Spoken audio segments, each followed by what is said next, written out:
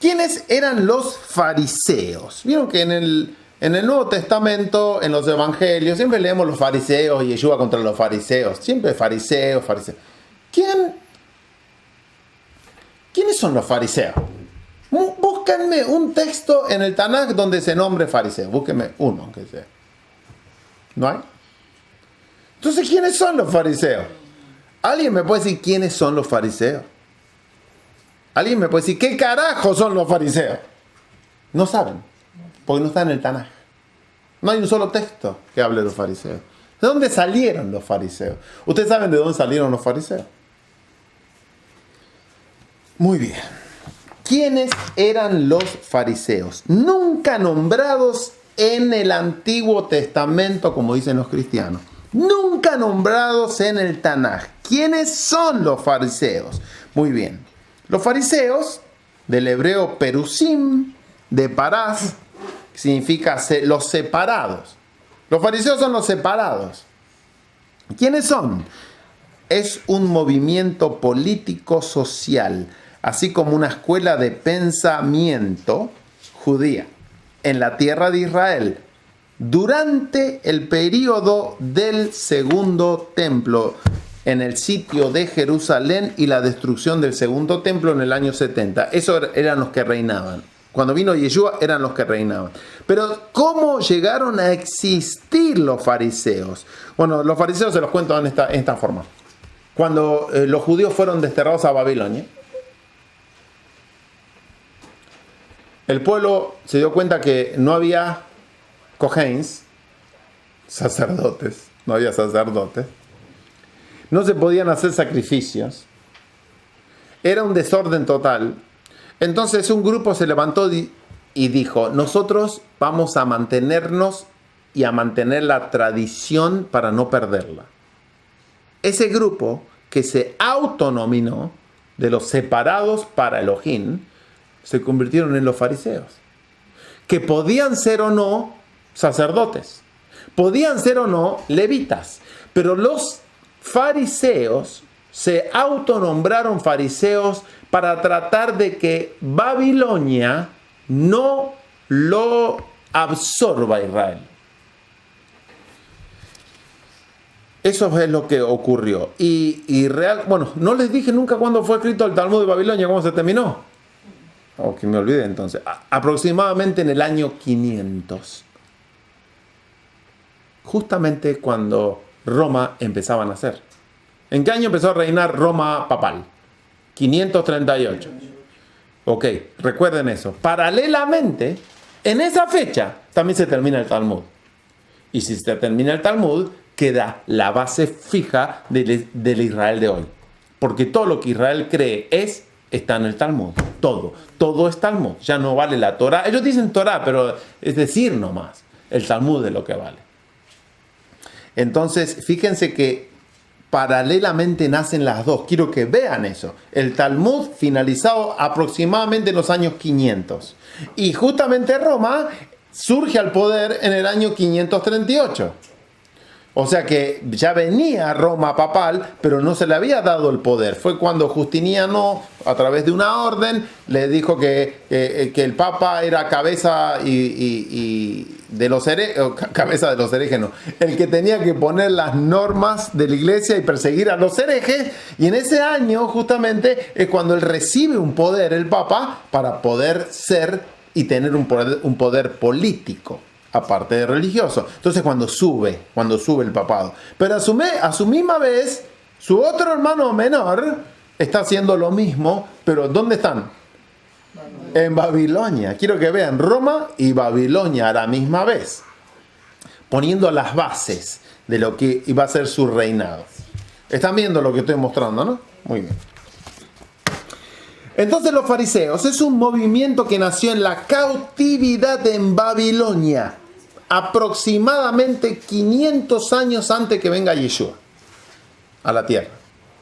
Cuando justamente fueron expulsados a Babilonia, ya cuando regresaron a la reconstrucción del templo, ahí ya comenzaron el grupo de los fariseos, ahí, justamente ahí. Muy bien. ¿Qué doctrina tienen los fariseos? Esto se lo saqué directamente de internet. A diferencia de los saduceos o sadoquitas, los fariseos lograron que sus interpretaciones fueran aceptadas por la mayoría de los judíos. Por ello, tras la caída del templo, los fariseos tomaron el control del judaísmo oficial y transformaron el culto. El más alto representante del judaísmo era el sumo sacerdote o el Kohen Gadol, cargo que debido a la destrucción del templo se volvió innecesario, ya nadie necesitaba un Kohen Gadol, no hay templo, innecesario, y así el culto pasó a la sinagoga. ¿Pasó a dónde? A la sinagoga, que en hebreo se dice Beit Knesset. Beit Knesset, a la sinagoga.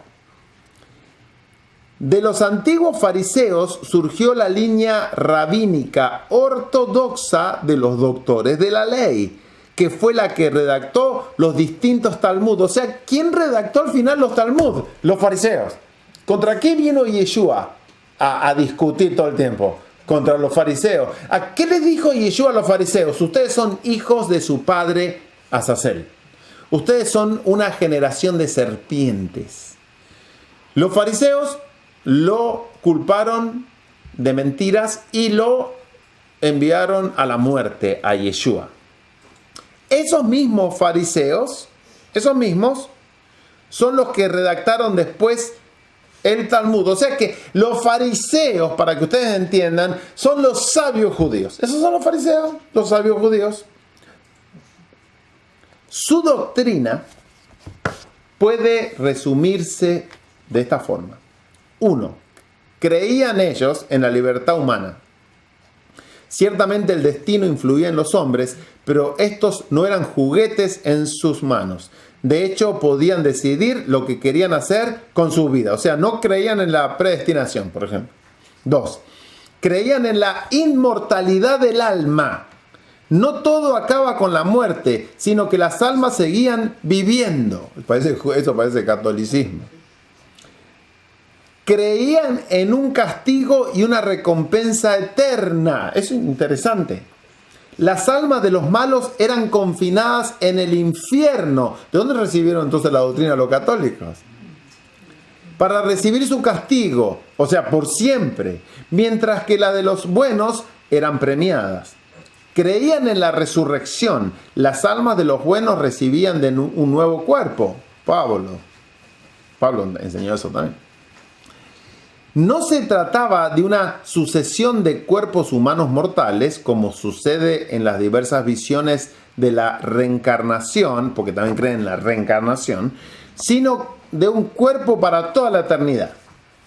Creían en la obligación de obedecer su tradición interpretativa referida a obligaciones religiosas como las oraciones, los ritos de adoración, etc.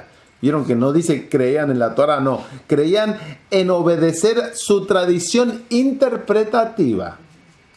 Estaban dispuestos a obtener influencia política en la vida de Israel, como ya vimos cuando vino Yeshua, y ahora son los que controlan totalmente Israel. Quizá contaron ya con cierto peso antes de Herodes, obviamente, pero después de ese reinado perdieron influencia. Pero son los que ahora, gracias al Talmud, son el alma mater, por así decirlo, la esencia, el espíritu de Israel. Ellos. Ahora, como ya dije antes, si Israel fue destruida por no aceptar el Mashiach, y esa Israel estaba dirigida por estos fariseos, y los fariseos dirigieron al pueblo, y ellos mismos condenaron a Yeshua. Si esos mismos fariseos fueron después los que redactaron el Talmud, y ahora todo Israel es una Israel talmúdica que detesta a Yeshua, no se le puede ni nombrar a Yeshua porque es la misma esencia, misma raíz, mismo todo. ¿Cómo es que Yeshua, por haberlos castigado, por no haberlo aceptado, les destruyó el templo y la ciudad y los expulsó de la tierra? ¿Cómo puede ser que Yeshua de golpe se arrepienta de eso y sin que ellos cambien, sin aceptarlo, les da la tierra de vuelta, le da la capital de vuelta y le da el poder de vuelta. No tiene sentido alguno, ninguno. Todos los cristianos que dicen porque Dios cumplió su promesa y trajo a Israel, están borrachos. Porque si Dios, en las palabras de ellos, les destruyó el templo y los echó, ese mismo Dios no los puede traer de vuelta sin que ellos se hayan arrepentido. Si ellos hubieran arrepentido y hubieran dicho, nosotros mandamos a matar a Yeshua, que era el Mashiach, y después de eso vuelven, yo podría decir sí, Yahweh ahora los trajo de vuelta. Pero si Él los echó por una acción de no aceptar al Mashiach, no puede traerlos sin que ese Mashiach sea aceptado. ¿Están comprendiendo? Entonces, ¿quién los trajo? Los trajo su padre. Pero su padre no es Yahweh, su padre no es Abraham, su padre es Azazel. Él les da el poder a ese pueblo que los trae de vuelta.